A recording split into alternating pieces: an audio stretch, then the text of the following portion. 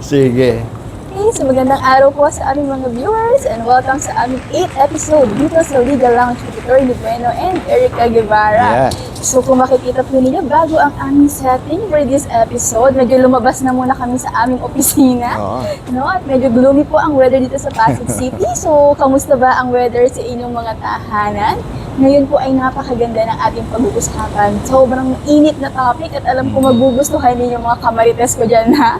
Dahil ang ating pong pag-uusapan ngayon ay ang political dynasty dito sa Pilipinas. So sir, nasa 6th day na tayo ngayon sir Oo. ng pag-file ng COC. At we still have 2 days to go. Yeah.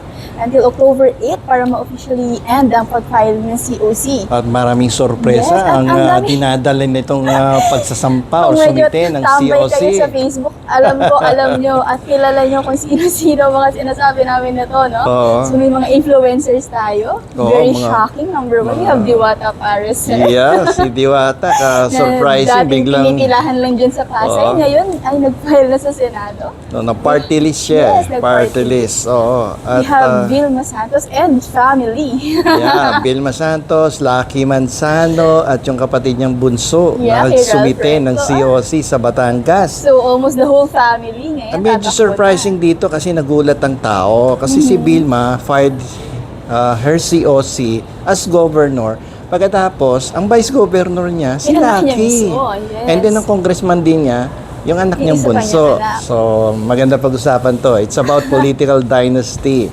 And meron pa, di ba? Oh, it's very, we also Sa have, Senate, madami. Sa Senate, madami tayong mga kilala. Sure ako, very familiar na kayo sa mga families na to. We have the Revillas, the Binay, Cayetanos, sino pa ba? Tulfo. Ang dami. Ang ngayon, ang Yeah. Tulfo, marami rin So, sila. pag nagkataon, tatlong Tulfo, ang Tulfo brothers, madodominate nila tong Senado ngayon. So, ayun, kung mapapansin natin, very saturated na ng mga these reigning families ang politics sa Philippines. So, sir, baka meron tayong balita dyan. Ano ba nangyayari dito sa atin, sir? Di ba, sir, kung matatandaan ko lang, no? Nag-attend siguro ako nung klase ko nung college. Sabi, meron kami isang law subject. You na- have constitutional yes, law, meron di po ba? kami constitutional Okay. law. Meron tayo din sa Article 2, sir, na nagpo-prohibit Yeah. itong political dynasty. Yeah, yes, Pero correct. bakit continuous pa rin ito, sir? Ano nangyayari dito? Alam mo, yan ang problema at subject of argumentation and debate. Yung constitutional provision under, tama ka, under Article 2, Section 26, no? Kasi sinasabi ng ating konstitusyon that the state shall, no, provide full access to public service or full access to opportunities for public service. And then the state shall prohibit political dynasty as may be defined by law. So meron tayong andun medyo tricky part na Yung phrase, phrase. yung as may be defined by law. Oo, yan ang madalas So pinagtatalunan. saan dictionary ba mahahanap yung definition nito, sir? Yun ang pinagtataka ko eh. Biruin mo, naging Pasensya na po. dahil pasensya na nasa po sa labas motorsiklo. kami. Medyo may mag-racing ata dito. So, yun ang naging problema, yun sa constitution phrase na, natin. as Yung may be phrase defined as may by be law. defined by law. Pero ang nakakapagtaka kasi, Erica, no, 1987 pa naging effective ang ating 1987 Constitution. At simula noon until 2024 ay hanggang ngayon ang ating Kongreso ay hindi ma-define itong political dynasty. Ano kaya ang nagiging problema kung bakit hindi sila makagawa ng batas na clearly defining political dynasty? So Okay? ayun ang problema natin ngayon. Yan ang problema natin ngayon. Biruin mo after 37 years, Wala pa rin tayong hanggang definition. ngayon walang definition. Ano kaya ang Baka pwede nagiging... magpa-hire na lang ang Kongreso, sir, ng mga magagaling mag-define. Yung mga scholar. Mga scholars din. Oo, na i-define Mga nila. magaling mag-define. Palagay ko, kung mga Kailangan scholar, na ng tulong dito, no? baka 24 hours tapos na yung definition. Oo. Ano? Sabihin niyo lang po kung call a friend na po tayo. Call a friend na Call a dapat friend sa na. Congress. Ano ba ginagawa ninyo dyan? Ang tagal-tagal na yan. 37 years na. Hanggang ngayon walang clear definition. Alam mo kasi nung sinimulan ito ni Greco Belgica, yung taga Manila, sa no, Manila, na konsehal sir. dyan sa inyo, na nagsampayan ng petition sa ating Korte Suprema. At ang sumugot nga ay si Paquito Ochoa. kina-question niya na dapat prohibited ang political dynasty sa Pilipinas. Kaya lamang sa Supreme Court, sabi, the Supreme Court noted that there is actually a political dynasty prohibition in our Constitution. But the problem is that the praise as may be defined by law. Yung sabi mo Doon sila kanina. nahihirapan. So, for as long as there is no congressional legislation defining what is political dynasty, the state cannot enforce the yung implementation, prohibition against political dynasty. So sabi ng Supreme Court, nasa Kongreso yan, na dapat gumawa sila ng batas prohibiting political dynasty. Kaya lang anong problema? Do you think Congress will enact a law prohibiting defining what is political dynasty? At ang tricky pa dyan, sir, hindi natin alam. Kasi, kung immediate lang ba, di ba? Immediate family lang bang ipoprohibit natin? May mga extended family pa, may mga in-laws pa, mayroong mga outside of marriages pa ng mga involved dyan. Tama ka, So, kasi paano? walang consensus Yes. sa Kongreso whether it will involve only the immediate members of the family or kasama yung extended family. Yes. And another extended family, siyempre may mga syota-syota, bet-ka. So, kalaki ng scope ng political dynasty. Oo, walang consensus. At the same time, there is no political will on the part of the members of the House of Representatives. Bakit? Kasi it will affect them kasi marami dyan, gustong sumali ng pusa sa discussion. Against siya sa political dynasty. Sumasagot siya na Sumasagot stop daw, siya. stop. Stop political dynasty. Sabi nung ni Miam Miam. Okay, so there is lack of political will on the part of the incumbent. Kasi nga, attorney, siguro, ang dami kasing nakaupo din. Yeah, Na involved dito sa political involved dynasty. sila Kasi saturated talaga ang government. na maapektuhan yung kanilang paghawak sa power and their influence, di ba? So, walang political will, walang consensus, and there is lack of legislative action. Although there are some bills already filed in Congress about the definition of political dynasty, but nothing happened. Kasi, alam mo naman kasi pag nag-propose ka ng isang bill sa Kongreso, dumadaan yan sa several procedure. Like for instance, nagkakaroon ng first reading, second reading, third reading, and then saka lang ipapasa sa plenaryo sa ating Kongreso. Sa kasamaang palad, sa first reading pa lang, patay na yung proposed bill defining Di na umaabante. defining political dynasty. Sumasampay yung pusa sa akin, parang gusto niyang i-define yung political dynasty. Sabi niya, Sige na, attorney, define na natin. Nangungulit sabi niya, kaya ko i-define yan. Sabi ni Miao Miao, ni Ming Ming.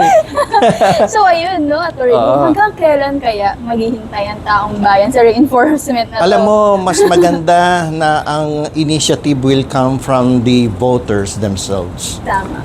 To remind and to advise and to tell the legislators that the people are against political dynasty. Ano dapat gawin? Siguro Sa tingin yun. mo?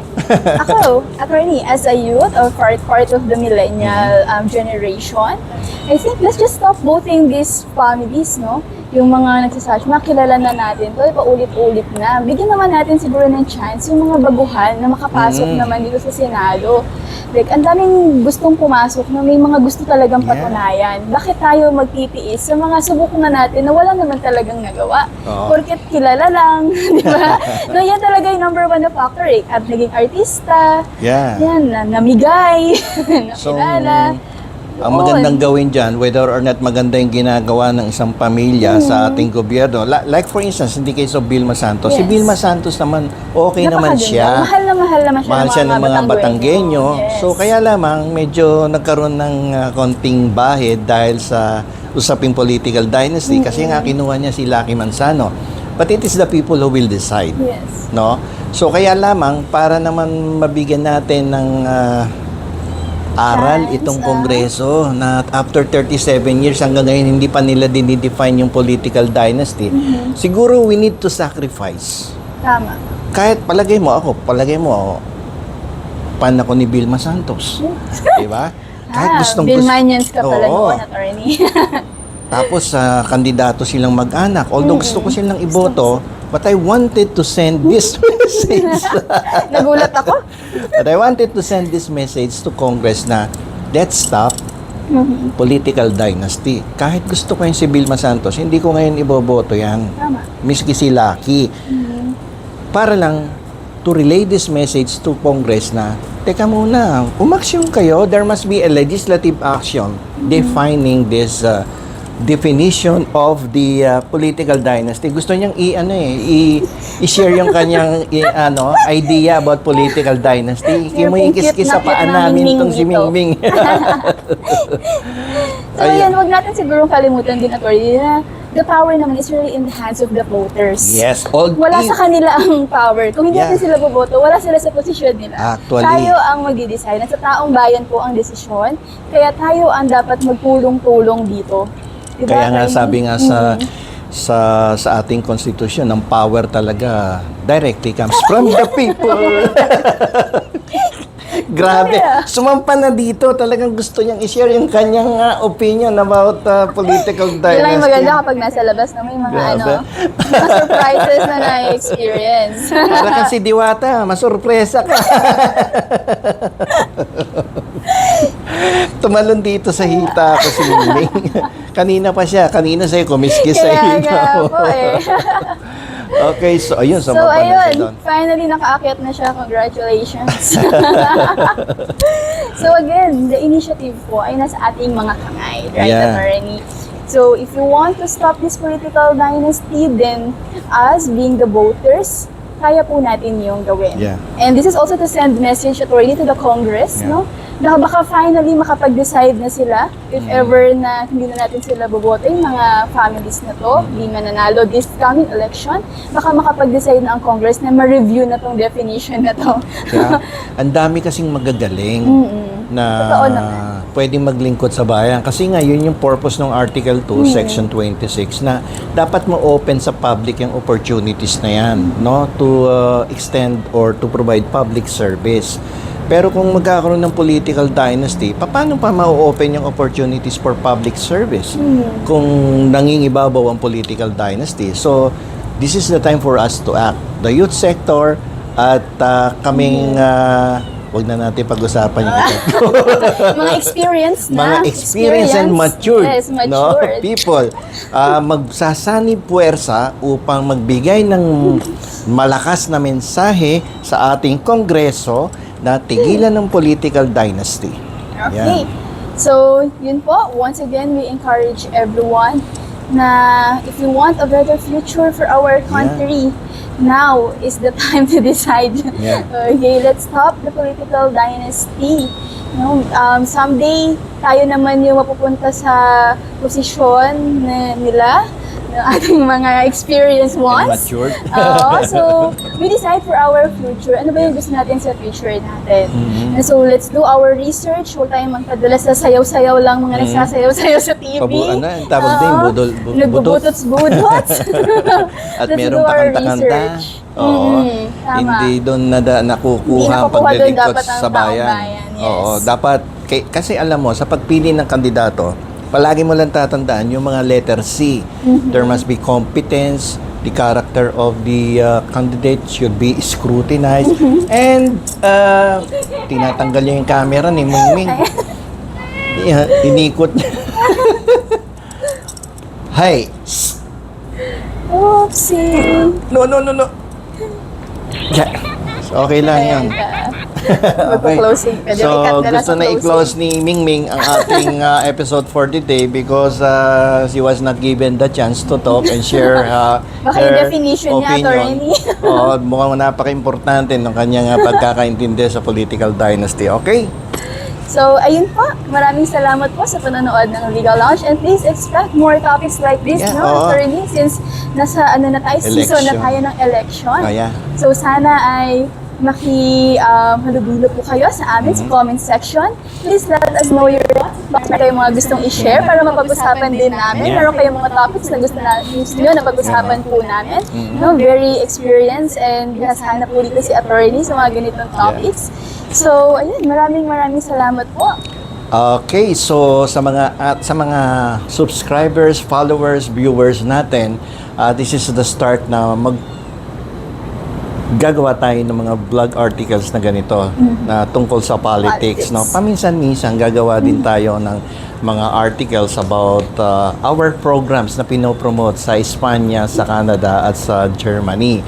But since this is election season na nga, so mapapadalas ang aming articles about politics. Yes. So sa mga botante sa kasalukuyan ay kinakailangan na busisiin ninyo ng husto ang mga kandidatong humaharap sa inyo at nagpipresenta maglingkod sa ating bayan. So hanggang dito na lamang po. Erica? So, to our viewers, thank you so much. And please don't forget to like and subscribe our YouTube channel, Legal Lounge with Attorney Brenda and Erica. Thank Okay, you. salamat.